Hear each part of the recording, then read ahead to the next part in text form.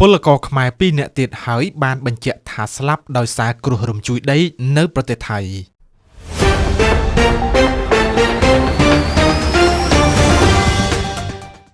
មានពលករខ្មែរចំនួន2នាក់ទៀតហើយត្រូវបានបញ្ជាក់ថាស្លាប់នៅក្នុងគ្រោះរំជួយដីនៅប្រទេសថៃដែលកើតឡើងកាលពីថ្ងៃទី28ខែមីនាឆ្នាំ2025នេះបើតាមសេចក្តីជូនដំណឹងរបស់ក្រសួងការងារនិងបណ្ដុះបណ្ដាលវិជ្ជាជីវៈការបញ្ជាក់គឺយោងលទ្ធផលនៃការពិនិត្យកសលវិច័យ DNA របស់វិទ្យាស្ថានវិទ្យាសាស្ត្រកសលវិច័យមន្ទីរពេទ្យនគរបាលជាតិថៃនៅថ្ងៃទី14ឧសភានេះសពមានឈ្មោះថាសាន់សឿនភេទប្រុសអាយុ38ឆ្នាំនិងមានឈ្មោះសុកកឹមសីភេទស្រីអាយុ31ឆ្នាំក្រោយទទួលដំណឹងក្រសួងការងារស្ថានឯកអគ្គរដ្ឋទូតកម្ពុជាប្រចាំប្រទេសថៃនិងអនុព័ន្ធការងារបាននឹងកំពុងសម្របសម្រួលរៀបចំឯកសារនានាស្របតាមនីតិវិធីរបស់ប្រទេសថៃដើម្បីយកសពមកធ្វើបុណ្យតាមប្រពៃណីនៅស្រុកកំណើតព្រមទាំងបន្តតាមដានចំពោះសំណងនានាដែលគ្រួសារនៃសពត្រូវទទួលបានពីភាគីថៃគួរឲ្យដឹងថាគិតរហូតមកដល់ពេលនេះមានពលករខ្មែរ4រូបហើយបានស្លាប់នៅក្នុងហេតុការណ៍គ្រោះរំជួយដីបណ្ដាលឲ្យបាក់រលំអគារនៅប្រទេសថៃ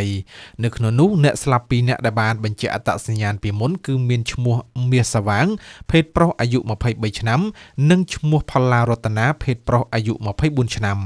ចំណែកអ្នករងរបួសវិញមានពលករនីសឿនសំណាងអាយុ44ឆ្នាំរងរបួសបាក់កែងជើងនិងពលករឈ្មោះខិនសខុនបានរងរបួសរបូតគន្លាក់ជង្គង់សូមរំលឹកថាគ្រោះរំជួយដីដ៏ខ្លាំងក្លាបានវាយប្រហារតំបន់ភាគកណ្ដាលនៃប្រទេសមីយ៉ាន់ម៉ាកាលពីរសៀលថ្ងៃទី28ខែមីនាឆ្នាំ2025ការរំជួយដីកម្រិត7កណ្ដោសញ្ញា7 Richter នេះបានជះឥទ្ធិពលទៅដល់ក្រុងបាងកកប្រទេសថៃដែលនៅក្បែរខាងផងដែរគឺបានបណ្ដាលឲ្យបាក់ស្រុតអគារកំពុងសាងសង់មួយទាំងស្រុងដែលក្នុងអគារនោះមានកម្មករជាច្រើនអ្នករួមទាំងកម្មករជនជាតិខ្មែរក្រៅពីនេះក៏មានខូចខាតហេដ្ឋារចនាសម្ព័ន្ធផ្សេងៗទៀតចំពោះអគារដែលបាក់ស្រុតនោះអភិបាលក្រុងបាងកកប្រទេសថៃបាននិយាយកាលពីថ្ងៃអង្គារម្សិលមិញថាប្រទេសថៃ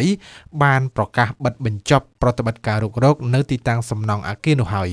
ប្រតិបត្តិការរុករកមនុស្សដែលមានការចូលរួមពីបុគ្គលិករាប់រយនាក់និងក្រុមសង្គ្រោះអន្តរជាតិផងអាជ្ញាធរបានរកឃើញសាកសពចំនួន89នាក់និង7នាក់ទៀតនៅតែបន្តបាត់ខ្លួនសរុបមនុស្សស្លាប់នៅក្នុងគ្រោះរំជួយដីនៅប្រទេសថៃមានចំនួន96នាក់យ៉ាងណាថ្មីបើបញ្ចប់ការរុករកក៏ពិតមែនប៉ុន្តែការស៊ើបអង្កេតនៅតែដំណើរការដើម្បីស្វែងរកមូលហេតុ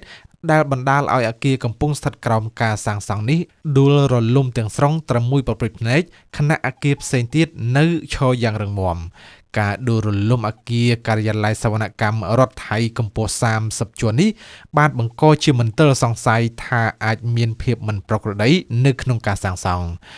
នៅក្នុងការធ្វើតេស្តគំរូបឋមដែលប្រមូលពីអគារដែលដួលរលំបានរកឃើញដាច់មួយចំនួនប្រើប្រាស់នៅក្នុងការសាងសង់គឺមិនត្រឹមត្រូវតាមស្តង់ដារនោះទេ